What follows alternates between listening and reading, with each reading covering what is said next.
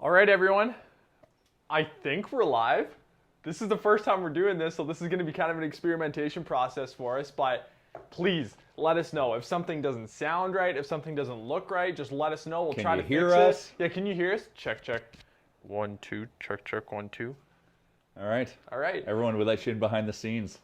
Wow. So what is this? What are we doing? What's this called? Well, this is, of course, the Nation pregame show. You guys have seen this before. Usually we were pre-recording it and then editing it all together and then putting it out on all of our platforms. But we thought, we just thought it'd be, I have my volume up on my Twitter.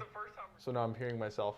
But That's awkward. we thought it would just be more fun to do it live, more engaging, so people could talk to us, we could answer your questions, and it would just be an opportunity for us to kind of engage with you guys and see how you're feeling about the season so far. So, Jay, as always, we're brought to you by Nation Beer. Delicious Nation beer. Delicious. Something Nation I'm Beer. going to need tonight because it's been very frustrating. And you know what? That'll lead us into our first headline here today, Jay, and it is Jay okay? I was also going to caption it Jay-Z, as if you were going to spit bars about how the Oilers season is going so far. Yeah, my So rap skills aren't that Either way, however you want to approach it, Jay, what is the feeling of this team right now?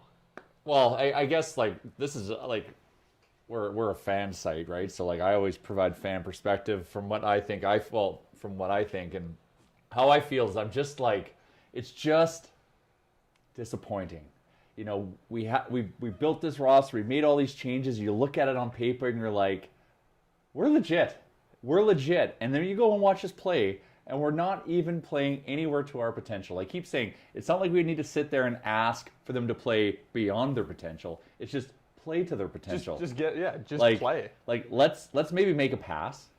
Let's like kind of find some gelling on the power play, which is kind of coming along as of late, which is good to see. Last game was reassuring. Granted, we had about 38 power plays, so we have to be honest there with you gotta ourselves. get one. But the little mistakes that always kind of turn into pucks in our net, the defensive breakdowns, and then just the consistent compete level, right, is something that we're missing. But it's there, right? And so the minute we figure it out, we're just going to go on a roll. But the annoying thing is while we're trying to figure it out, we're digging this goddamn hole, which is driving us crazy. Like to be 3-6 right now, like especially when we're like, you watch those games, except for like one or two of them, like they were ours. It's just, I'd say the most discouraging thing right now, I don't want to be too negative, is to look at it and be like, okay, we're 9 games into the season. We've already kind of somewhat built this hole that we're trying to dig ourselves out of. And to think that only to get to 500, we'd have to go on a 3-game heater, which isn't out of the picture for this Oilers team, because they're good enough and they have the good enough lineup that they could easily go on that heater if they had to. But it's just, it's tough when you're like, okay, we're 3-6. We got to get a 3-game win streak to get back to 500.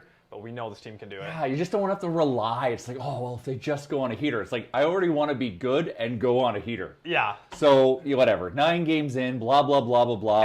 If we were like 7-2 and went on a heater, then it would be amazing. It'd be amazing. But, all right, let's jump into the lineups for tonight. According to Jason Greger this morning, there is only one change to the lineup. It looks like Joachim Nygard is going to come out. Tyler Ennis is going to go back in. We're going to have the same D pairings on the back end, I believe, which means Caleb Jones going to stay in, Chris Russell once again out of the lineup.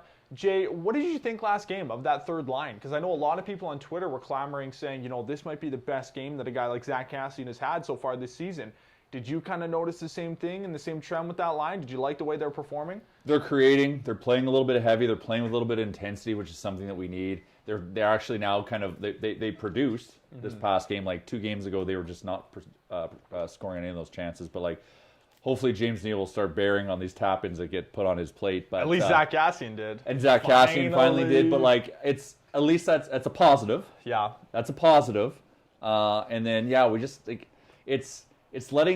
it's creating big mistakes and letting goals in, and it's also like not capitalizing on our chance. Like Draisaitl on that one-timer. Like last year, there was a 150% chance that was going in. 150% chance. And it doesn't. Like all these little things. So it's all this weirdness that's coming in, and that's what's kind of leading to, like I said, people as listening on radio, death by 1,000 cuts. Like all these little things are just like, for me, feel like they're just poking me and driving me nuts and getting me all agitated.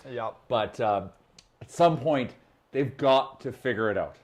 And I think, because I drink the KoolAid, because boy, is it delicious. You always do. I always do. It's I know. It's that's what's being an Oilers fan is. We love thinking super positive and just having our like dreams dashed at the same time and just riding that wave. But Whether you're on Twitch, YouTube, Facebook, Twitter right now, whatever platform you're streaming on, let us know right now in the comments. Jay, I want to get your opinion on this. I know kind of the hot topic of conversation the last 2 days has been, is it... Funny comment here on, What on Facebook. Are we going to play Koskinen until he's 5'11"? Craig Holmes, that is hilarious because, yeah, we are wearing that guy down. That's what it's looking like. Koski tired. He had his post-game interview and he asking how is he feeling. He feels good. Yeah, it was very... Good liar. Good liar. He was very positive. Koski tired. I heard that little segment that he had, or one of his pressers, and he was talking about, he gave us a firm affirmation that this team is going to start winning. Did you hear that? Yeah. And did you see Connor's post game? No. Oh, Connor's mad. But Connor's been mad all season, and rightfully so. We're 3-6, so we gotta give Connor some help. On Twitter, we have a question from Sid87. What is Bouchard's status? I don't have one up to date. It sounded like last time that we were thinking he might draw into lineup. I believe he was dealing with a little bit of back issues, Jay. We're not sure what it is right now. Taxi injury. Personally, I believe that at some point soon, if he's healthy, he's going to get in the lineup. We got to give him a shot. The thing is, like, we can't just keep blending things up right now because we got to get some wins. But you got to think he's going to be. It's inevitable. It's inevitable. We need to see him. Quickly, let's touch on it. I was going to mention it before. Nuge, dry yam. Are you going to go to it soon? Like I know people have been talking about this. At what point do you let this continue? If we lose tonight and you don't go into the next game with that line back together, it wouldn't make any sense to me. And then what? Move Canoe. Move Canoe to the first line. Canoe needs a cannon. A Canoe. Anyways, move him to the first line. I think you would have to, because unless you're not going to play Neil and Cassian with McDavid, because that would be 2 anchors with him. Yeah. So, I guess you have JP up there. So. I guess if we're not winning, it's worth a try. Well, and JP was like the darling 3 games ago, and now is kind of not in a funk, but I don't want to say he's digress. But doesn't look the same like he did on Sunday. Regress? It would be regress. Regress, thank you. And degress, whatever. Digress. Isn't it? Yeah. Okay, anyways. But, if you're going to take Nuge off that top line and you're going to have JP up there still, which I believe he should just stay there. He needs to stay there until something horrible happens. He'll figure it out. Connor will pass one off his shin pads, and that'll be the igniter that he needs to just go on his season. Moving on to our next goalie gong show. We've kind of touched on it a little bit. Troy Grossnick, it sounds like he's kind of in the mix here. He's been having some reps at practice. Are you going to play him tomorrow? He's definitely not playing tonight. You got to. Koskinen is so exhausted. Especially if Koskinen faces like 50 shots He's tonight. Gonna get we're gonna see to it that he gets shelled tonight. So we're gonna see but potentially Grossnick's the answer. His NHL stats are elite. Elite with the Sharks, not the Kings. Exactly. The Sharks. We already argued about this. Yeah, elite Shark. One thing I know people were talking about is, okay, if you have an opportunity tomorrow, because I don't remember who said this on the radio, would you play Skinner or Grossnick? And I think there's an obvious answer. It's Grossnick. It's behind door number 1, which I know, which is the washing machine, or the mystery door. Grossnick's the mystery door. Yep. I'm going mystery door all day. Mystery door. It should be titled Elite NHL Goaltender, according to his stats. Why not? Why not try it? What are we going to lose? Because I don't. Stuart Skinner is an unknown quantity to us too. I don't think he's played an NHL game. Why not go with the guy who's got 2 elite stats? Chuck him in there. Bona fide number 1. And I'm a firm believer that if Ken Holland thought that Stuart Skinner could be an NHL goalie and he could get a game every 6 or 7 starts, I don't think they would have got Troy Grossnick. Well, they wouldn't have done it so urgently. You know what I mean? Yep. So, really, if someone needs to get a start tomorrow out of Stuart Skinner and Troy Grossnick, it's going to be Troy Grossnick. I think so, too. And I'm excited to see it because it's something new and shiny. It always gets me excited. All right, next in our headline, I have it titled Panic Level 1 to 10. Jay, we're 3-6. We're playing the Toronto Maple Leafs tonight. First half of a back-to-back. Not against the Leafs. I'm pretty sure we're playing the Sens tomorrow. Sens tomorrow. What's your panic level right now on a scale of 1 to 10? Well, like I said, we're not playing to our ability. So, professionally it should be low, but as an Oilers fan, it's like a 48. We shouldn't be here. It's driving me nuts. Tonight's a must-win. We got to start winning games. Yeah. So my panic level is max. It's max. We got to win.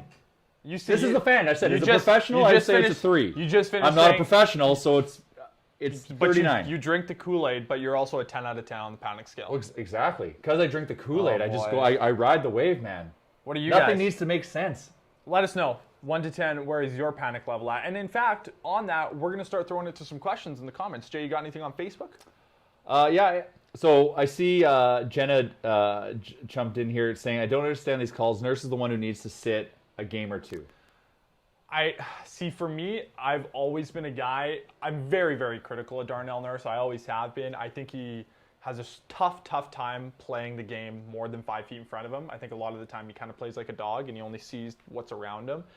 And that's not a bad thing. He's got a great intensity level. He can jump up in the rush. I have liked him the last few games, how activated. He has been looking better. He's been very activated. That's the number one thing you need out of Darnell Nurse. He's not going to be a shutdown defenseman. You need him to be activated, especially on the rush offensively. I've liked his game probably the last 2 games. The first few games of the season, I was like, holy crap, this guy's horrible. Yeah. He's been better.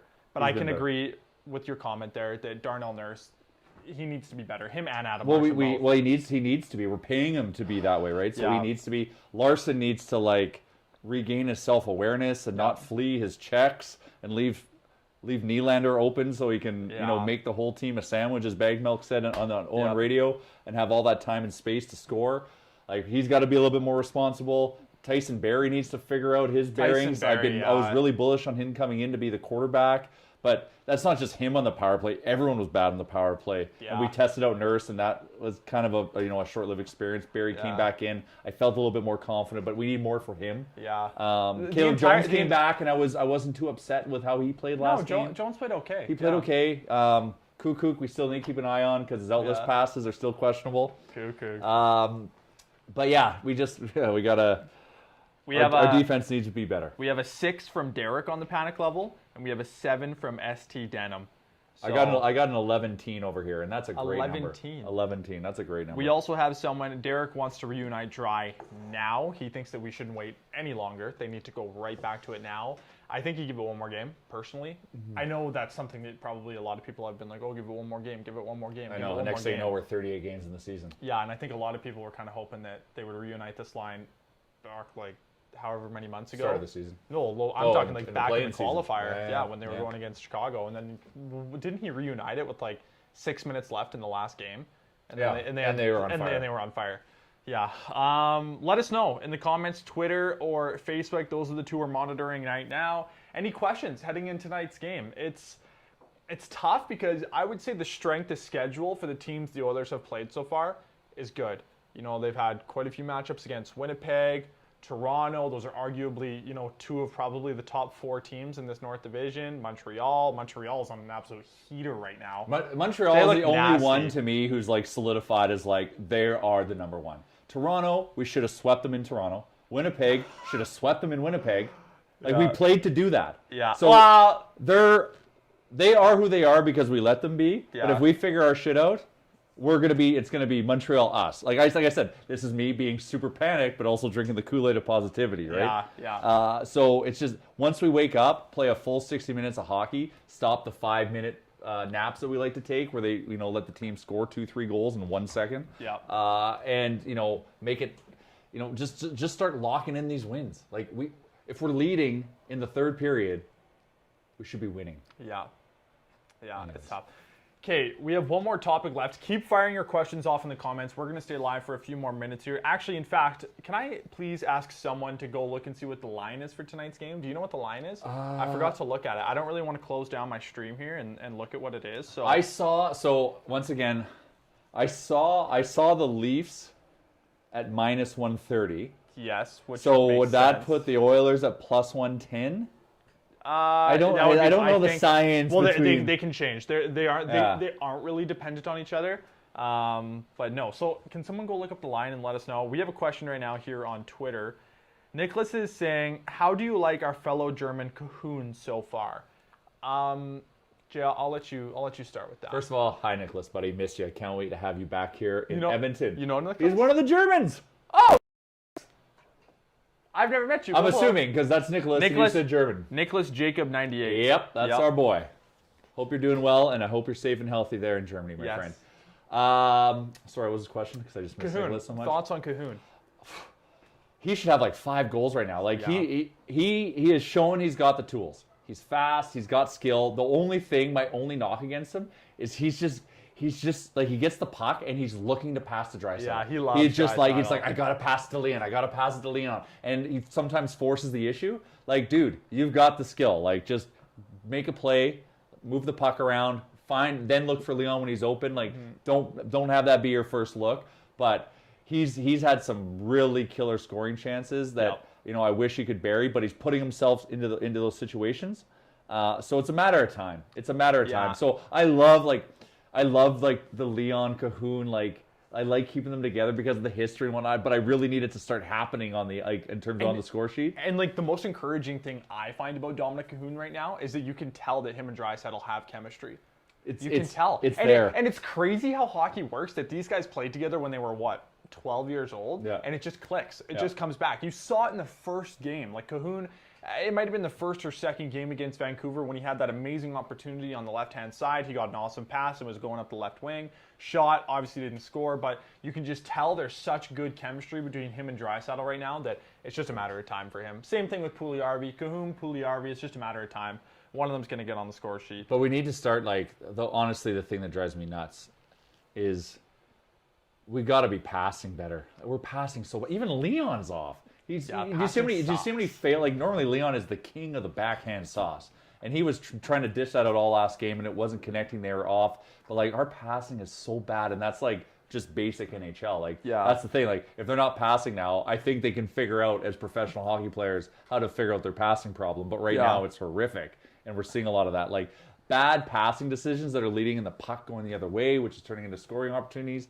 And, like, once again, a bunch of little things that are happening to put us in this situation that we're in. And Socha is telling me that the line right now is plus 105 for Edmonton. I guess plus 110. Plus money we always like. But it's also, I wouldn't even really call plus 110 or plus 105 plus money, because it's pretty much just a pick 'em. Not necessarily a pick 'em for the Leafs, because obviously the Leafs are going to be favored heavily, but it's like a get your money back sort of thing with Edmonton. Yeah, so, it's still nice juice. Anytime I can get plus money, I'm happy. Yeah. And here's the thing. Okay.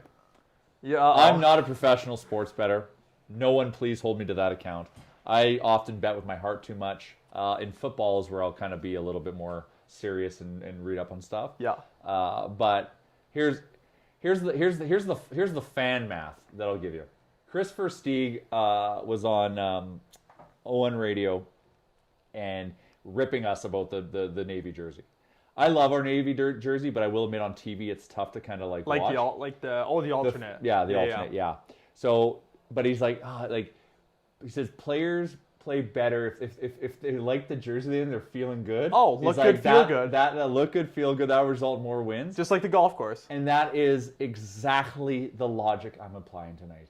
Reverse retros tonight means the boys are looking good, means they're gonna win tonight. And that is what I'm betting on. Does that sound betting logic? No. You think but you know what? The woo-woo is out there. But do you think they like the new retros? You think the players like them? You know what? I think it's something different, and I think that might spark something. Because let us know what you guys think of the new jerseys. Yeah. Well, I'm excited to see. I don't know if I'm the biggest fan of them, but we'll see. I want to see how they look like on TV. I wish my brother-in-law, so I bought him a reverse retro for Christmas because I like them. I think they look awesome. He just got Nuge stitched on the back of it, and he got like the legit decals. Like, he didn't get the sticker ones. Like, he legit got it stitched on, like the triple one. Looks pro. Looks so good. So good. So. Maggie Longnecker.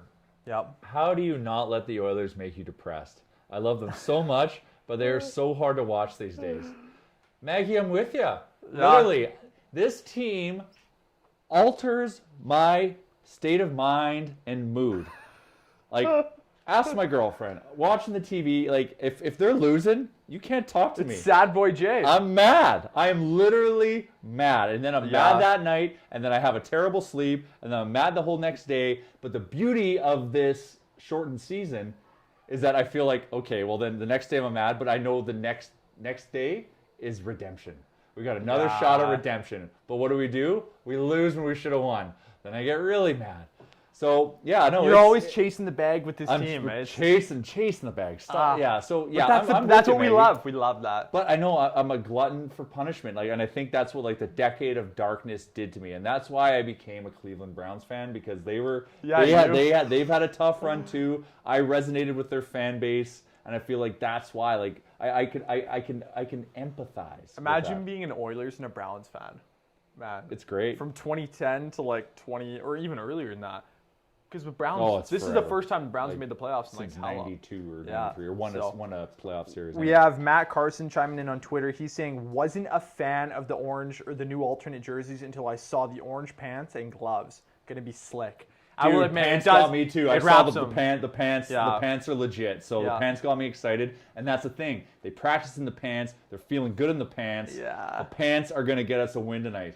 I kind of wish they wore them more. Like, they only wear them three times. I don't get that. Like, I know they're trying to like bring in the soccer model, like introduce a new jersey to sell, but like at least like use it like 8 times. Like, who cares? Like I don't get the logic behind that. But whatever. We don't pull the strings at the NHL level, so like who cares? But like it doesn't make sense to me. Because now the Oilers have 4 jerseys that they rotate between. They have home regular, away regular, blue home alternate, and then reverse retro. We're turning into the Oregon Ducks. You know the Oregon Ducks football team? Quack. They never wear the same jersey once in a season.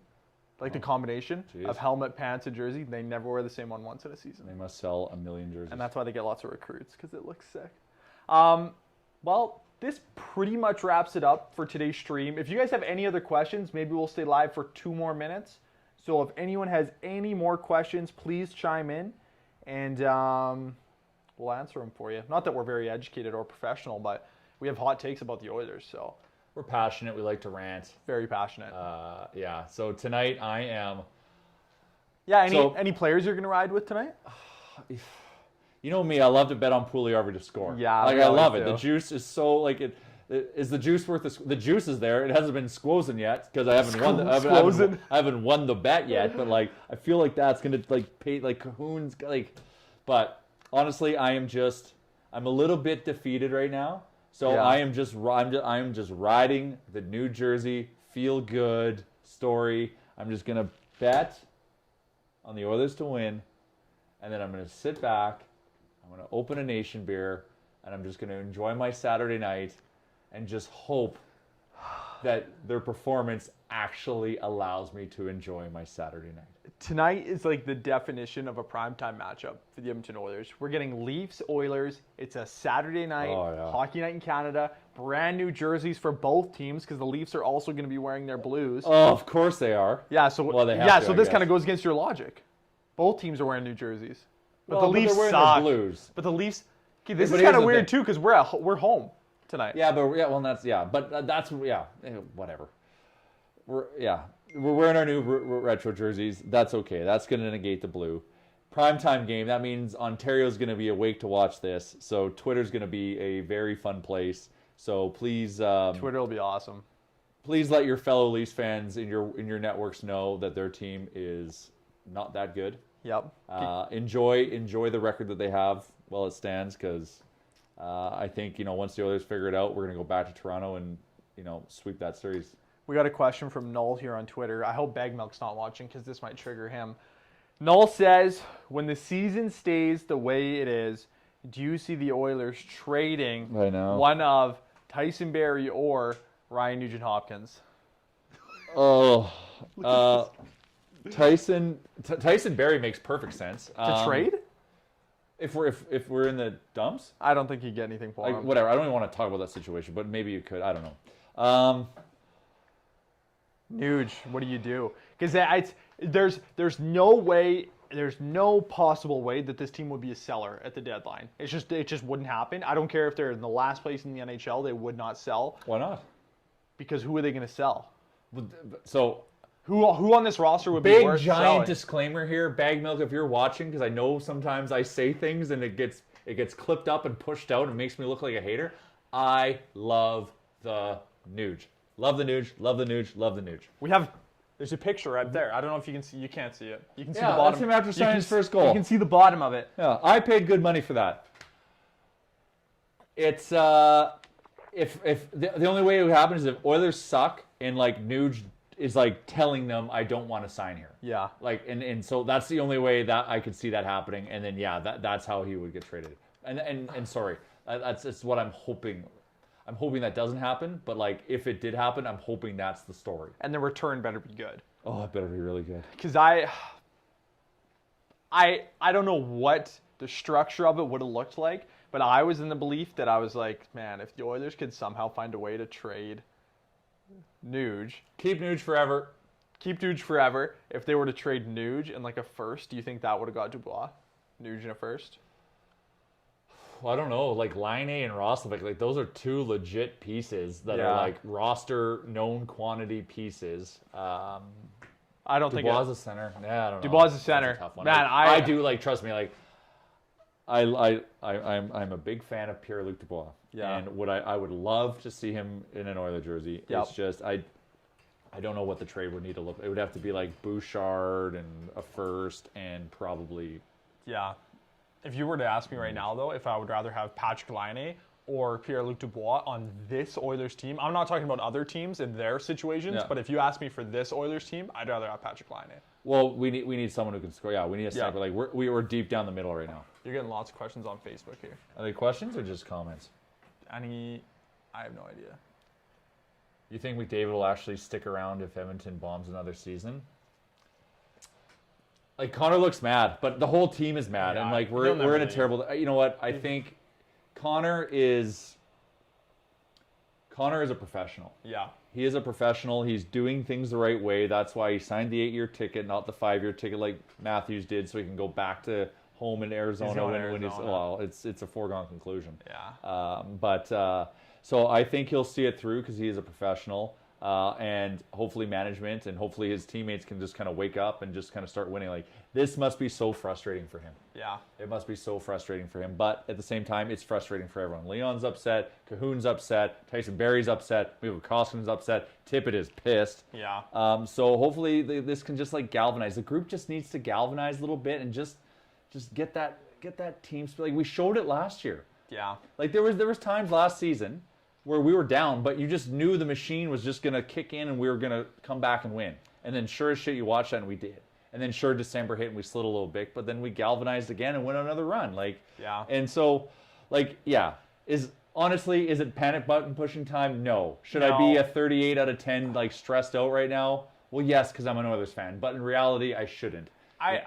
Touching one last time on the whole McDavid thing, is he happy in Edmonton? There's a lot of other things that would happen. He just wants to be winning. There's a lot of other things that would happen before Connor McDavid would come out and say, I don't want to be in Edmonton anymore. Yeah. And I think that Oilers fans need to stop stressing about that. This isn't the NBA. He's not going to pull a James Harden and just get up and out of Houston. He's a professional. He's here to do his job. He's gonna be putting, and he has been this whole time, been putting smiles on Oilers fans' faces ever since the day he signed here. He'll continue to do that. We just need to be better around him. So hopefully the whole unit shows up. The whole cliche, it's been said for 2 weeks now, 60 minutes of hockey. Leafs, sorry about your luck. You're getting shelled tonight. All right. One last thing before we wrap it up. Quickly, your score prediction and who's scoring for the Oilers.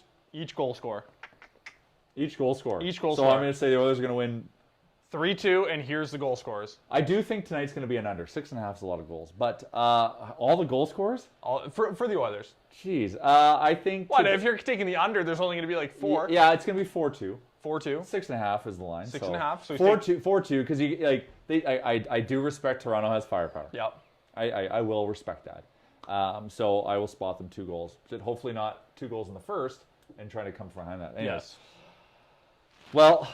Connor's mad. You know he's scoring. I think you're going to see a Nuge power play goal. I think we're going to see another goal from our defense. Can I just say the defense as a group? Sure. A defense goal. And it's either good. It's a Leon. Yeah. Leon. Does he have like a goal? He has a goal in like 5 straight. He's just scoring in droves. But that's what pissed me off last game. He scored 2 goals, so you're excited. But then he did a bunch of other weird shit throughout the game to kind of make you mad. Yeah. So I'm gonna say 5-4 Oilers. I'm gonna say 2 goals from McDavid, a goal from Leon, a goal from Darnell Nurse, and then I think one of Cahoon or Puljujarvi gets one. Oh yeah, come on Puljujarvi. I'm not gonna bet it tonight, and this is the night he's gonna score. Yeah, 100%. That's gonna wrap it up for our first edition of the Nation pregame show live. I hope you guys like this format. This is gonna be an ongoing thing for us. Yeah, we'll figure it out. Every Oilers game day, it's either gonna come at like somewhere between 12 and 4. we'll let you guys know either the night before or the morning of what time it's going to be that day. And make sure you tune in. Make sure you ask us questions, because this is the number one reason we wanted to do it live in this format, is so that we can engage with you and kind of vent together. Be a part of this process. This is a process as Oilers fans. It's a roller coaster, but it is a process. Yes. And yes, but first off, last off, thank you, Nation citizens. Thank you. This is such an awesome community. I love when we can engage at events. I can't wait till we can do that again. And this is why we're doing things like live, because the only way to connect with one another is virtually. So we appreciate you taking the time to join us.